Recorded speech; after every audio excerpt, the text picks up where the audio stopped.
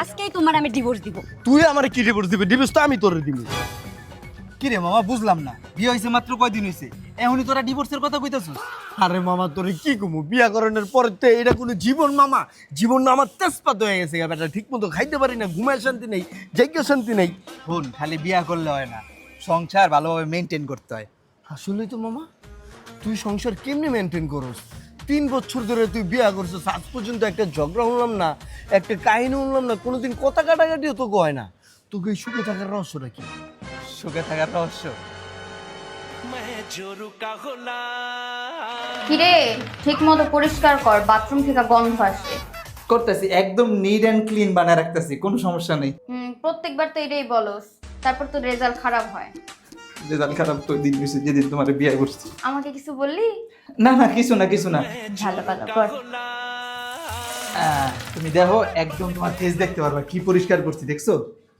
হয় নাই, আবার দো দো। ওই যে ময়লা, জোর লাগা। শেষ শেষ। ভালো মতো মোস, খাইতে তো কম খাস না। আচ্ছা মুছতেছি, আপনি যান, আমি মুছতেছি, যান। আরে না, পরে আমি যাব, তুই চোরামি করবি। মোচ আমি দেখতেছি। কি হাতে কি জোর নাই? আছে তো। ঠিক মতো টিপ।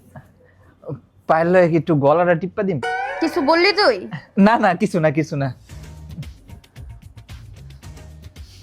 হাতটা না ব্যথা হয়ে গেছে। এই সমস্যা কি তোর? না না, টিপ্পা দিতাছি দিতাছি, রাগ করো না। যা, এখন আমার ভালো লাগতেছে না, সর। আচ্ছা, আমি অন্যান্য কাজ করে দিয়ে আসি। হ্যাঁ, ঘর পরিষ্কার কর তাড়াতাড়ি, যা। কি রে বেটা ক? ও রহস্য মামা, সময় হলে একদিন বাসায় আইস, তোরে A to Z সব শিখিয়ে দিব মনে। বাবু, তাহলে কি এখন আমরা যামু? হ্যাঁ চলো। ঠিক আছে। হাই ল